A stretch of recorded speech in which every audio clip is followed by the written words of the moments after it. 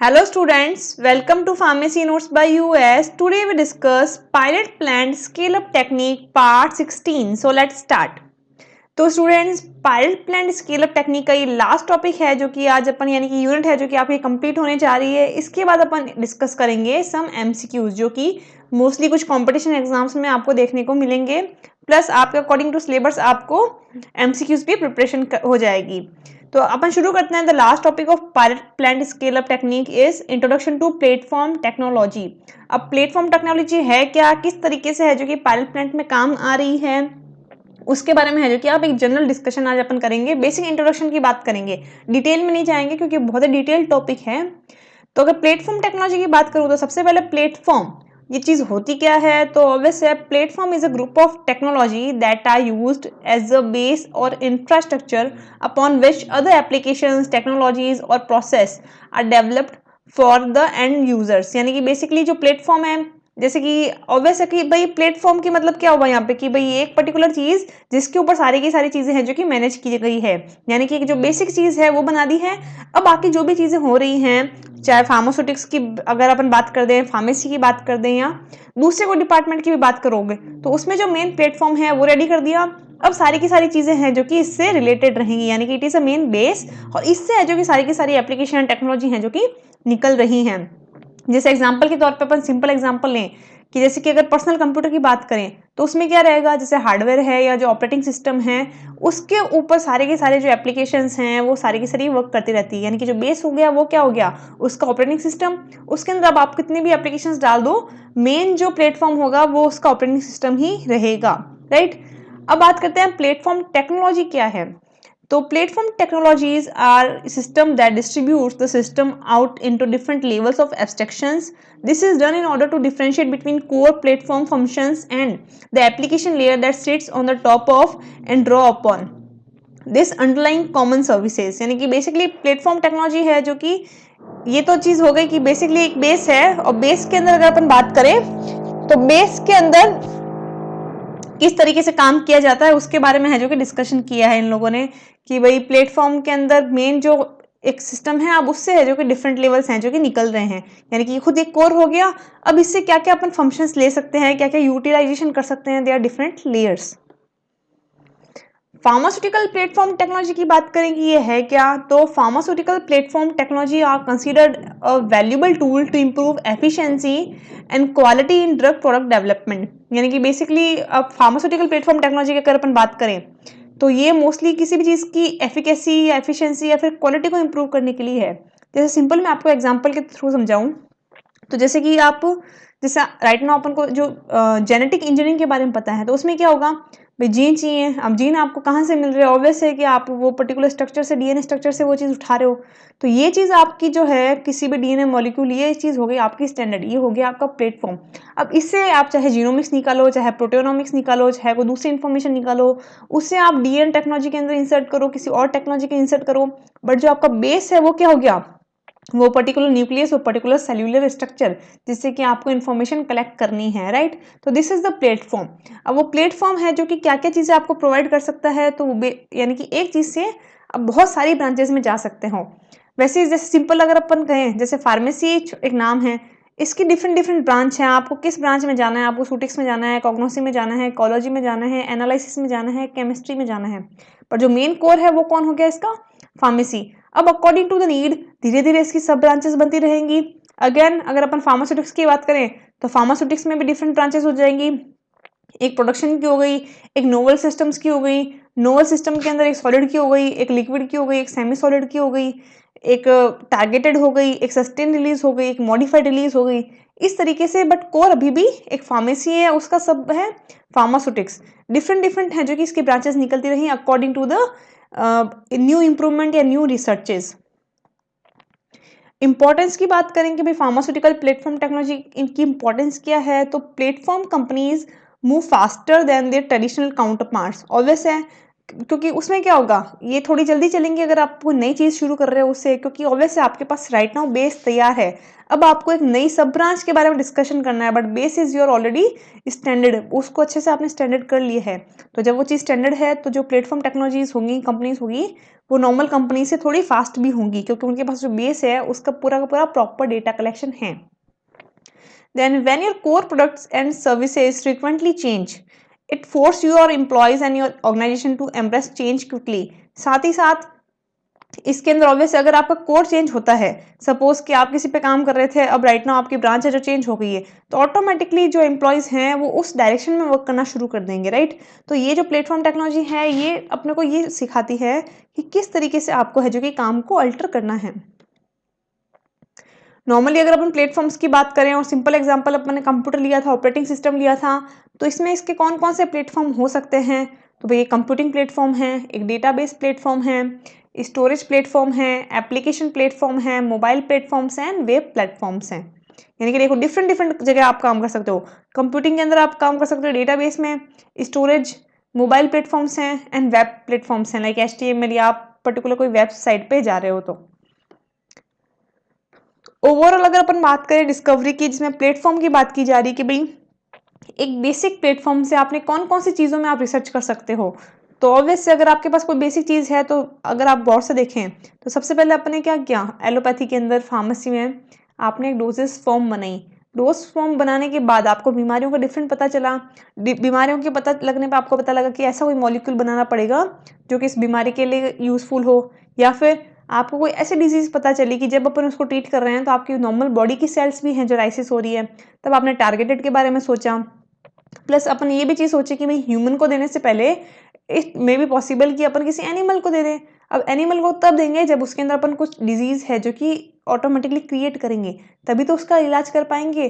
तो they are the just सब branches of that platform, यानी कि आपको ये पता है कि आपको एक मेडिसिन की रिक्वायरमेंट है, आपको किसी ना किसी बीमारी का इलाज करना है। अब इस प्लेटफॉर्म से आप सब ब्रांचेस किस तरीके से निकालते हो, this are the platform technology, यानी कि आपका टारगेट इज कांस्टेंट, उसके हिसाब से आप में क्या क्या मॉडिफिकेशन होंगे, this is the platform technology. First अगर बात करें सर टारगेट सिलेक्शन। अब टारगेट सिलेक्शन में जैसे कि टारगेट ड्रग डिलीवरीज होती हैं, जिसमें आपको पर्टिकुलर टारगेट पे ही काम किया जाता है, जैसे कि काफ़ी सारी कैंसर ड्रग्स है जो टारगेटेड ड्रग डिलीवरी होती है। क्यों? क्योंकि नॉर्मल सेल की ग्रोथ है और कैंसर सेल्स की ग्रोथ है, तब जब मेडिसिन एक्ट करेगी तब दोनों पे एक्ट कर रही है, तो दोनों को ही हानि पहुंचा रही है। तो उसके लिए जो ड्रग है उनको टारगेटेड बनाया गया। अब टारगेटेड बनाने के लिए अपने को एक बेस की रिक्वायरमेंट थी जो कि प्लेटफॉर्म बेस के रूप में तैयार किया गया।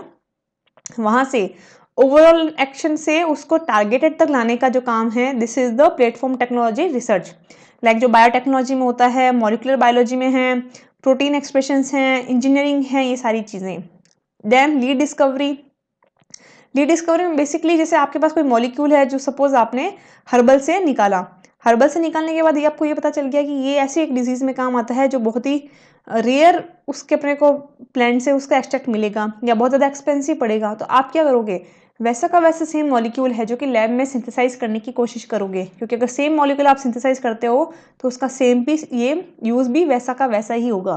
तो this is known as lead compound discovery, या आप जो लीड मॉलिक्यूल को डिस्कवर करने की कोशिश कर रहे हो, तो वैसा का वैसा मॉलिक्यूल आप सिंथेसाइज कर रहे हो, तो उसके अंदर किस तरीके की आपको चेन्स लगानी है, कौन से कंपाउंड्स ऐड करने हैं, कौन से फंक्शनल ग्रुप हटाने हैं, ये सारी चीज़ें भी मॉडिफाई होती रहती हैं।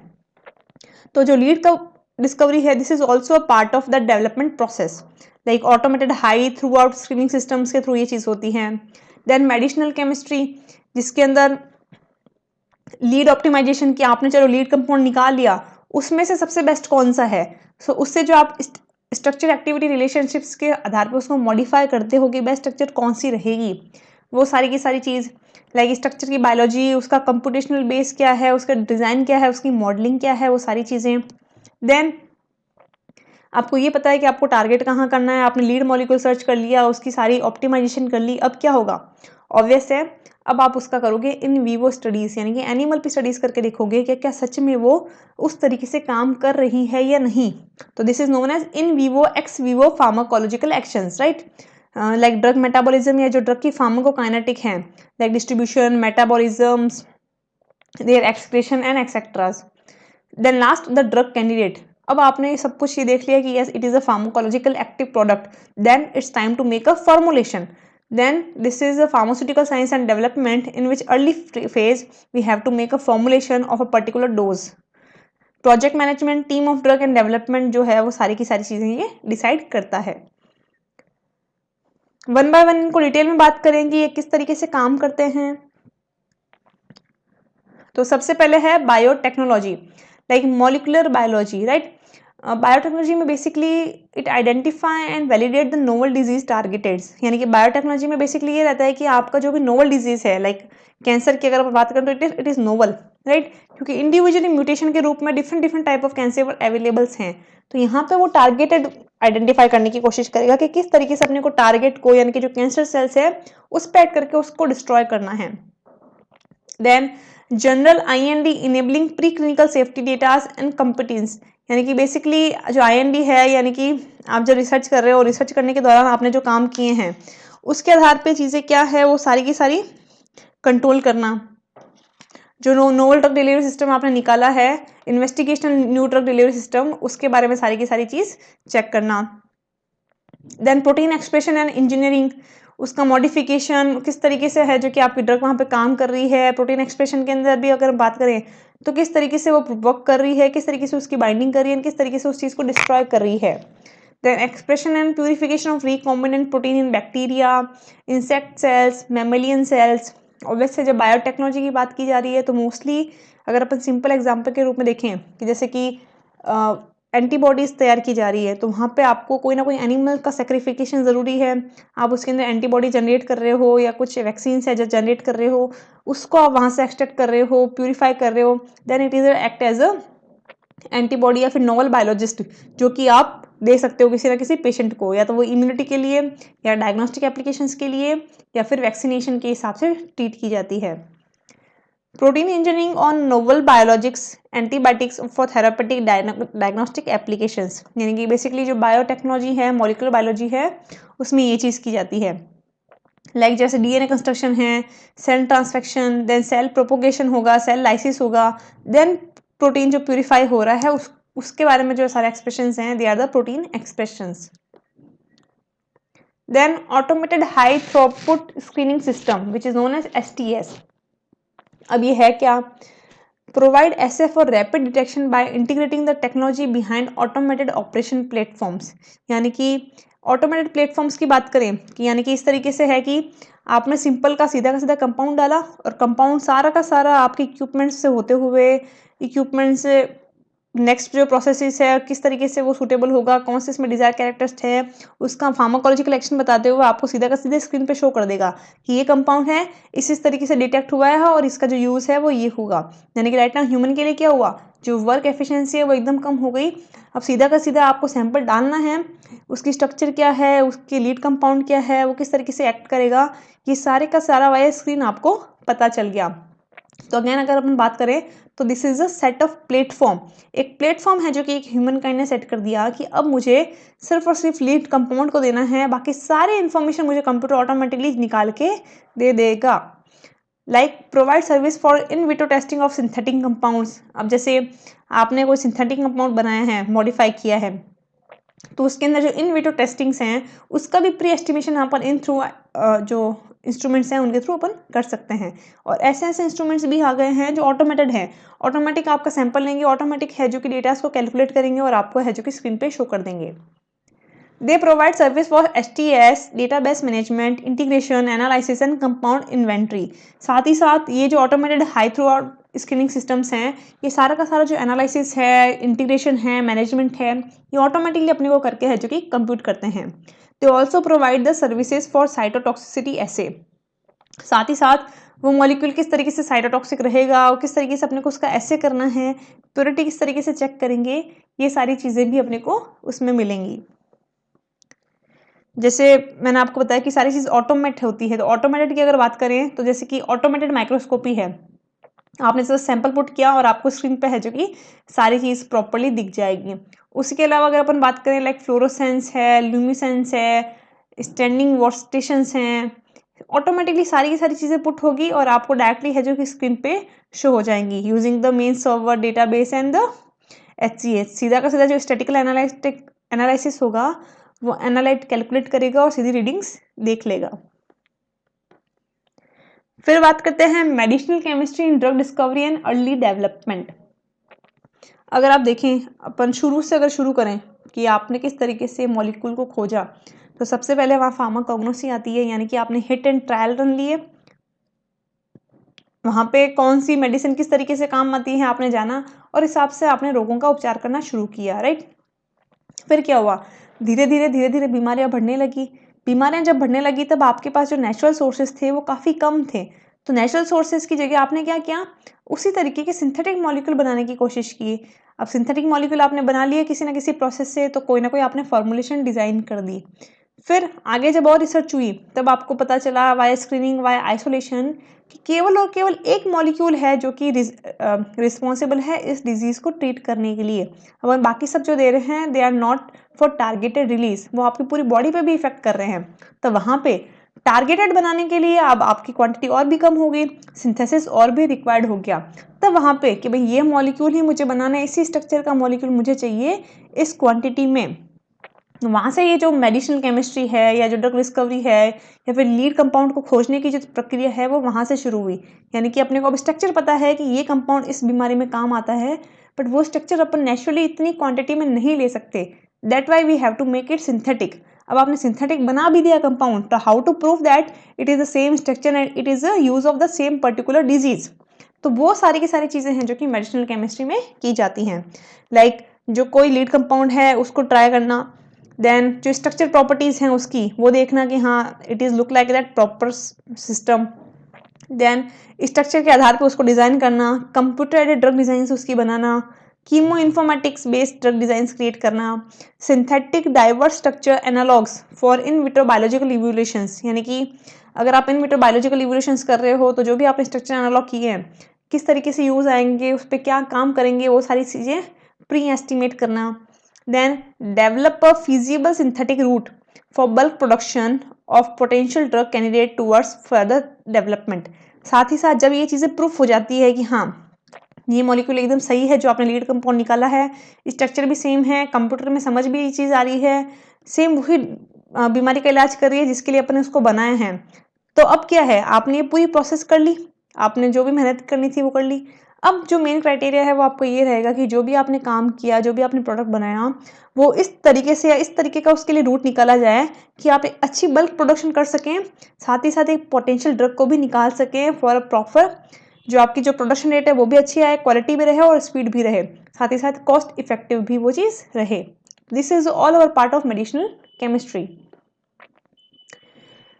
Then structure biology and computational based drugs design and modelling code technology.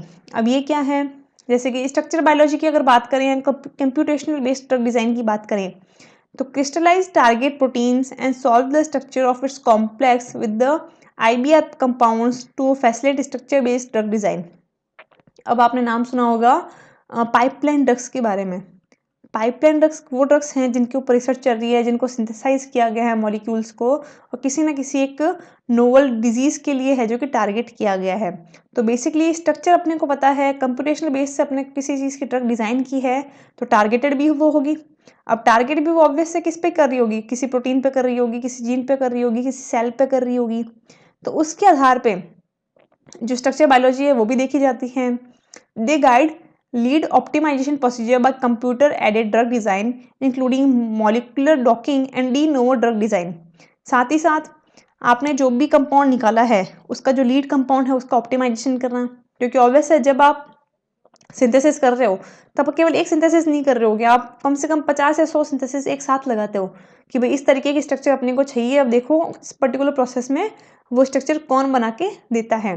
तो जब आप ये स्ट्रक्चर बनाते हो तो इसमें से जो 50 स्ट्रक्चर्स आपने कोशिश की है बनाने से, उसमें से जो लीड कंपाउंड है कौन सा है जो कि उस बीमारी का उपचार एकदम सही से करेगा with less toxicity and the high efficacy and efficiency and potency, वो चीज़ है जो कि इसमें निकाली जाती है, जिसमें अपन मॉलिक्यूलर डॉकिंग से and de novo drug design के थ्रू उन चीज़ों को निकालते हैं।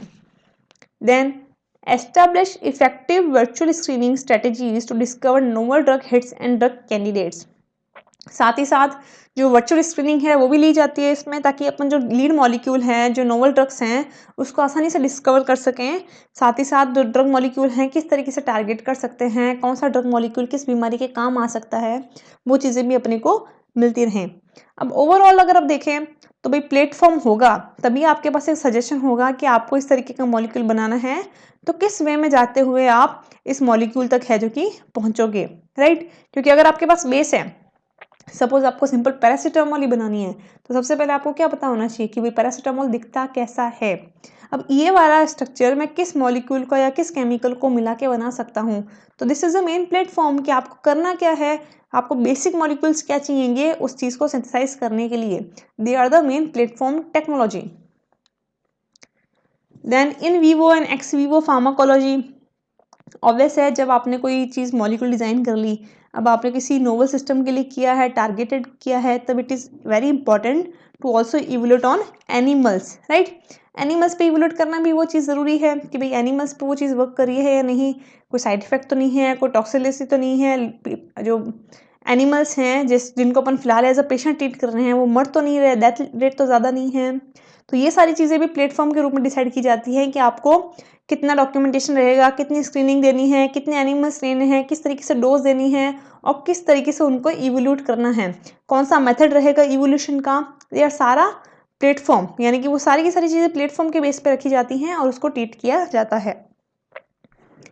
Then establish relevant in vivo ex vivo pharmacology models to evaluate biological activity of compound with promising in vitro cancer, diabetes, infectious disease etc. अगर आप देखें डिफरेंट टाइप ऑफ आपको इवोल्यूशंस मिलेंगे फार्माकोलॉजी में, चाहे वो पेन के लिए हो, चाहे वो एंजाइटी के लिए हो, चाहे वो डिप्रेशन के लिए हो, सारी की सारी चीज़ें। बट जो पैटर्न हैं, जो प्रिंसिपल्स हैं या जो एक्सपेरिमेंट हैं, कहीं ना कहीं से तो डेवलप हुए होंगे, राइट।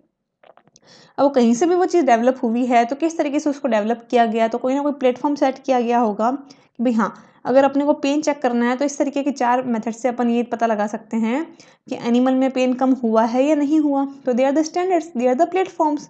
उसी तरीके से जो भी आपने नया काम किया, कैंसर, डायबिटीज़, इन्फेक्शन डिजीजेज, तो इसमें क्या करना होगा, आपको एक प्लेटफॉर्म तैयार करना होगा जिसमें पर्टिकुलर अमाउंट ऑफ एनिमल्स जिसको आप स्क्रीनिंग कर रहे हो, जिसके बारे में आप ऑब्जर्विंग ले रहे हो सारी की सारी, उनको उस बीमारियों के साथ इंगित करना होगा, आपको वो बीमारियां उसके अंदर डालनी होगी। फिर आप जब उसके अंदर डिजीज के अंदर वो ड्रग दोगे जो कि उस बीमारी के इलाज में काम आती है, तब जो उसका रिस्पॉन्स आ रहा है वो अपने को देखना है कि किस तरीके से उसके रिस्पॉन्स में वो अपने आप को ट्रीट कर रहा है। वहां पे अपने को ड्रग की सेफ्टी, एफिकेसी, पोटेंसी है जो कि प्रॉपर पता चलेगी। Then evaluate developability of lead compound concerning toxicokinetics and safety pharmacology की। साथ ही साथ जब आपने लीड कंपाउंड का ये देख लिया कि हाँ इट इज वर्किंग, तो इसके साथ साथ अपने को एक चीज ये भी पता चलेगी कि उसकी टॉक्सिकोकाइनेटिक्स कितनी है, कि भाई कितनी टॉक्सिक है, कितनी सेफ है, कितनी लीदल है, उसकी एलडी वैल्यू कितनी है, ईडी वैल्यू कितनी है। ये सारी की सारी चीजें हैं जो कि अपने को इन विवो स्टडी से पता चलती हैं। Then at last identify drug lead and development candidates. साथ ही साथ जब अपने इतनी रिसर्च की है तो इससे अपने को ये पता चला कि हाँ the lead compound is identified and it is may be use as a development for next phase, यानी कि अब ये जो चीज़ सेफ है, ना तो इसमें टॉक्सिसिटी है, ना सेफ और सेफ भी है, तो आप इसे लीड कंपाउंड के रूप में ले सकते हैं। Then drug metabolism and pharmacokinetics PK PD chart, यानी कि अब साथ ही साथ ये अपने को पता चल गया कि ये ड्रग मॉलिक्यूल है, इसको अपने इन विवो टेस्ट किया तो वो उस बीमारी का इलाज भी कर रहा है। बट वो बीमारी का इलाज किस तरीके से कर रहा है, अपनी बॉडी में वो किस तरीके से एब्जॉर्ब हो रहा है, किस तरीके से मेटाबॉलाइज हो रहा है, किस तरीके से एक्सक्रीट हो रहा है, इसकी सारी इन्फॉर्मेशन भी अपने को जानना ज़रूरी है। तो अगेन इनके लिए भी एक सेट मॉडल्स डिसाइड किए जाते हैं, इनके लिए अंदर भी एक प्लेटफॉर्म डिसाइड किया जाता है, किस तरीके से यूरिन से वो ड्रग है जो कि बाहर निकल रही है, बाहर निकलने का तरीका क्या है, क्या वो एक्टिव मॉलिक्यूल खुद काम कर रहा है या उसका कोई मेटाबोलाइट है जो कि बॉडी में जाके काम कर रहा है, क्या वो खुद टॉक्सिक है या उसका मेटाबोलाइट टॉक्सिक है, आपकी बॉडी से निकलने का तरीका क्या रहेगा, आपकी बॉडी में जाके किस तरीके से वो एक्ट कर रहा है, आपकी बॉडी में कोई ऐसा पार्ट तो नहीं है जो उसे खराब कर रहा है। ये सारी की सारी जो फार्माकोकाइनेटिक प्रोसीजर्स हैं वो अपन देखते हैं। They are basically pharmacokinetics, pharmacodynamics, drug metabolism and toxicokinetics support to identify drug lead। साथ ही साथ जब आप ड्रग की रिसर्च कर रहे हो तो आपको उसकी किस तरीके से आपकी बॉडी में एक्ट कर रहा है, एब्जॉर्प्शन किस तरीके से कर रहा है, डिस्ट्रीब्यूशन किस तरीके से कर रहा है, मेटाबॉलिज्म किस तरीके से कर रहा है, टॉक्सिकोकाइनेटिक्स कितनी है, ये सारी की सारी चीज़ें भी आइडेंटिफाई करना ज़रूरी है। Then characterize drug disposition and elimination in animals for lead optimization and identification of preclinical development candidates। साथ ही साथ एनिमल्स में अपन ने ये तो देख लिया कि हाँ भाई it is working, but drug किस तरीके से डिपॉजिट हो रही है, किस तरीके से एलिमिनेट हो रही है, ये चीज़ भी चेक करना ज़रूरी है। फिर बात करते हैं फार्मास्यूटिकल साइंस एंड डेवलपमेंट यानी कि अर्ली फेजेस। अब आपने इतना क्लियर हो गया कि yes it is a drug molecule, drug molecule के अंदर अपन ने टारगेटेड ड्रग डिलीवरी भी देख लिया, टारगेटेड के अंदर अपन ने ये भी देख लिया कि हाँ ये इन वीवो है जो कि प्रॉपरली एक्ट कर रहा है, इसकी एक लिमिटेड टॉक्सिसिटी है, प्रॉपरली वर्क कर रहा है, एफिशिएंसी अच्छी है, पोटेंसी अच्छी है। तो it is time to make a formulation. अब फॉर्मुलेशन बनाने के लिए बेसिकली मेन ये रहता है कि आप जो भी फॉर्मुलेशन बना रहे हो वो स्टेबल हो एंड सॉल्युबिलिटी क्राइटेरियाज को प्रॉपर पुट करती हैं। तो कौन से एक्सीपेंट डालने हैं, कौन सी फॉर्मुलेशन बनानी है, again it is depend on कि किस तरीके से ड्रग को दिया जाना चाहिए। The study of physiochemical properties of active pharmaceutical ingredients following the official guidelines and search for optimal condition to increase the stability and solubility of API। यानी कि बेसिकली कोई भी डोजेस फॉर्म क्यों बनाई जाती है कि आपने एपीआई तो बना दिया, अब एपीआई यानी कि एक्टिव फार्मास्यूटिकल इंग्रेडिएंट आप सीधे तरीके से दे नहीं सकते, राइट। अब आपको कोई ना कोई जरिया चाहिए उसे देने के लिए, तो जरिया हो गया उसका डोजेस फॉर्म। अब कौन सी डोजेस फॉर्म बनाए कि वो ड्रग भी है जो कि प्रॉपर सॉल्युबल रहे उस सिस्टम में एंड सिस्टम में स्टेबल भी रहे, क्योंकि इतना एक्सपेंस लगाते, इतने पैसे लगा के, इतने सालों की रिसर्च करके आपने वो एक लीड मॉलिक्यूल तैयार किया है, तो एटलीस्ट जब आप उसे मार्केट में डाल रहे हो तो वो 2 साल 3 साल एक्सपायरी तक तो वो चले। तो उसके लिए कौन सी सूटेबल डोजेस फॉर्म रहेगी, कौन सा फॉर्मुलेशन अपने को कन्वर्ट करना चाहिए, this is very important. Then choose a proper dosage form like oral injection etc and formulation for toxicity studies and clinical trials। यानी कि again we have to make a formulation and formulation जब आप बना लें तब उस again उसकी जो टॉक्सिसिटी स्टडीज़ हैं, जो क्लिनिकल ट्रायल्स हैं, वापस किए जाते हैं। उसके साथ ही कौन से सूटेबल एक्सिपिएंट्स हैं वो भी अपन सर्च करते हैं। Set A specification for API and drug product in the selected doses form.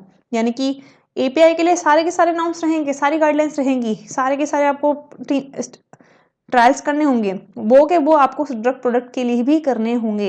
Obvious है कि भाई ड्रग प्रोडक्ट में कन्वर्ट करने के बाद तो कोई टॉक्सिसिटी उसमें नहीं आ गई, क्या वो एफिकेसी अभी भी बरकरार है क्या, ये सारी चीज़ें भी अपने को चेक करनी होंगी।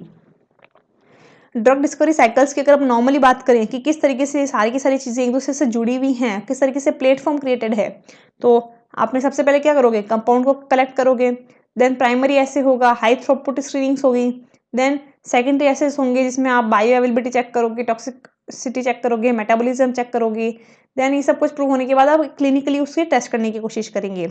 अगेन आपको लीड कंपाउंड निकालोगे सिंथेसिस करके, उसका स्ट्रक्चर एक्टिविटी रिलेशनशिप देखोगे, उस एक्टिविटी के आधार पे आप ये देखोगे कि किस तरीके से प्रोटीन लिगेंड्स हैं जो कि कॉम्प्लेक्स क्रिएट कर रहे हैं और क्या यूज़ हो सकता है, उसकी डिज़ाइन क्या है, एंड केमिकल सिंथेसिस आप किस तरीके से उसका कर सकते हैं।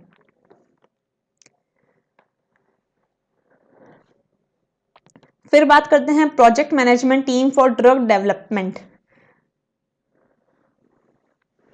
Project management plays a prominent role in new drug development which is lengthy, costly and complex project process। अब ऑब्वियस है जब आप एक कोई भी लीड कंपाउंड रिसर्च कर रहे हो, यानी कि आप एक रिसर्च कर रहे हो जिसमें आप एक नया मॉलिक्यूल निकाल रहे हो जो किसी बीमारी का उपचार करेगा, तो ऑब्वियस आपने कहीं से चीज़ शुरुआत की, आप कोई प्लान बनाओगे, उसको एग्जीक्यूट करोगे, उसको मॉनिटर करोगे, उसमें कंट्रोल करने की कोशिश करोगे और कहीं ना कहीं जाके आपकी जो रिसर्च है वो समाप्त हो जाएगी। तो अगर अपन बात करें किसी रिसर्च, किसी लीड मॉलिक्यूल का रिसर्च करने के लिए, तो बिलियंस ऑफ मनी लगती हैं, साथ ही साथ lots of experience and years, कम से कम 10 से 15 साल आपको लगेंगे जब आप ये डिसाइड करोगे कि इस बीमारी की मेरे को दवाई बनानी है और आज आपने ये बना ली। अगर सब कुछ सही चला तो, सारे अप्रूवल आपको प्रॉपरली मिलते रहे तो, सब कुछ सक्सेसफुल होता रहा तो इतना काम, इतना लेंदी वर्क जो कर रहे हैं, still you need 15 years to develop but a single molecule which have a good efficacy and less toxicity to treat a disease. तो ऑब्वियस है उसके लिए एक प्रॉपर मैनेजमेंट भी रिक्वायर्ड होगा, प्रॉपर मनी इन्वेस्टमेंट भी रिक्वायरमेंट होगा। तो वो किस तरीके से किया जाता है जब अपन एक ड्रग को डेवलप कर रहे हैं, दिस इज ऑल्सो इम्पॉर्टेंट। तो यहाँ पे भी एक प्लेटफॉर्म सेट किया जाता है initially.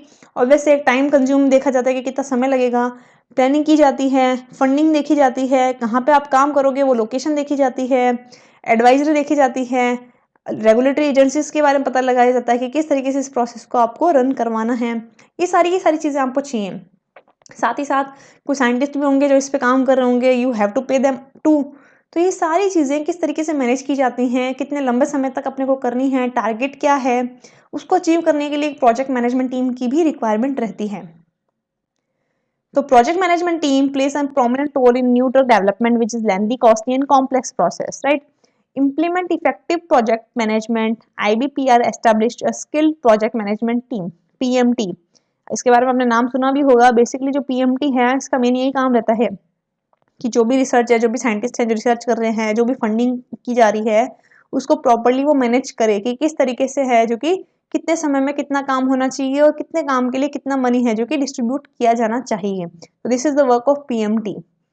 Responsible for project structure, planning, timeline, scheduling and monitoring project activities. यानी कि जो पीएमटी है, यानी कि जो प्रोजेक्ट मैनेजमेंट टीम है, उनका जो मेन काम ये रहता है कि स्ट्रक्चर की प्लानिंग करना, टाइमलाइन शेड्यूल करना, किस तरीके से काम होगा, कितने कितने समय में आपको काम करना है, साथ ही साथ जो भी काम किया जा रहा है उन एक्टिविटीज पे नजर रखना। Then communicate effectively with scientists, advisors, funding agencies, and regulatory authorities on all aspects to ensure the development project is well monitored and processed as expected. साथ ही साथ जो प्रोजेक्ट मैनेजमेंट टीम है, जो साइंटिस्ट हैं, उनके साथ एडवाइजर्स हैं, फंडिंग एजेंसीज हैं, रेगुलेटरी अथॉरिटीज़ हैं, उन सब के साथ भी एक प्रॉपर है जो कि उनकी बॉन्डिंग होनी चाहिए, एक इफेक्टिवली उनके साथ ही कम्युनिकेशन उनको करनी है ताकि जो भी काम किया जा रहा है वो वन बाय वन सबको प्रॉपरली पता रहे।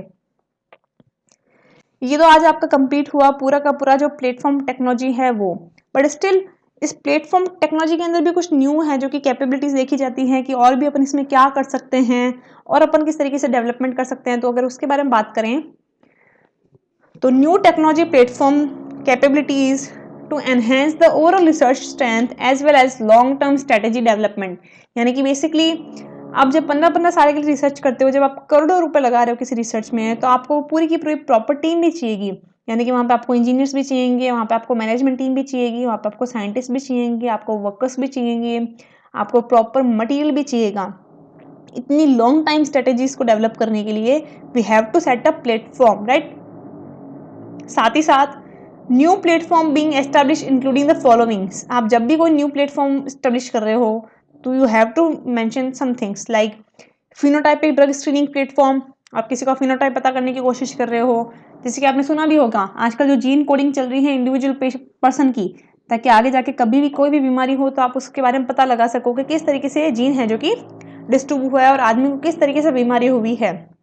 तो अगर ये प्लेटफॉर्म क्रिएट हो जाए, यानी कि हर एक इंसान की जीन के बारे में प्रॉपर इन्फॉर्मेशन कहीं पे डेटा के रूप में स्टोर होने लग जाए, तो कभी भी उसको कोई बीमारी होगी तो कौन सा उसके अंदर जीन डिस्टर्ब हुआ है, कौन सा प्रोटीन स्ट्रक्चर उसका टूटा है, उसके टूटने से कौन सी बीमारी हुई है, वो जब डायग्नोस्ट होने शुरू हो जाएगी तो उसका ट्रीटमेंट भी शुरू हो जाएगा।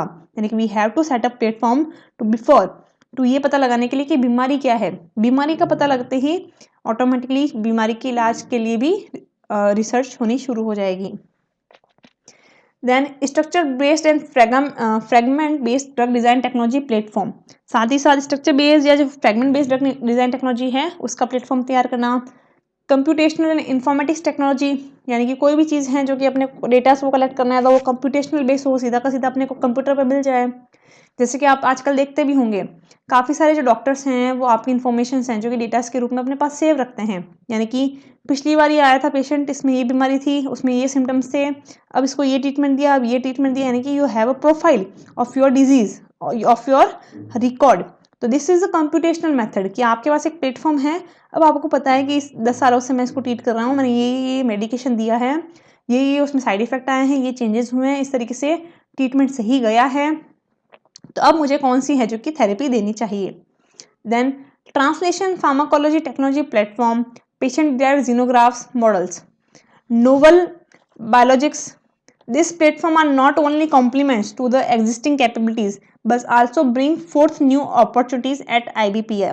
साथ ही साथ ये जो प्लेटफॉर्म्स अपन जो बनाते हैं एग्जिस्टिंग कैपेबिलिटीज के लिए तो हैं ही, बट आप जब कोई पाइपलाइन ट्रक के लिए रिसर्च कर रहे हैं, जब नई चीज़ों के लिए आप सर्च कर रहे हैं, तो उसके लिए भी ये पूरी की पूरी एक नई अपॉर्चुनिटी अपने को देता है। तो students, I hope you understand today.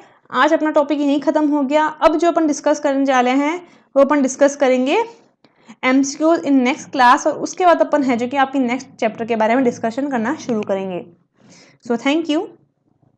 I hope you understand and enjoy the video. Please like, share and subscribe, and don't forget to press the bell icon. Thank you.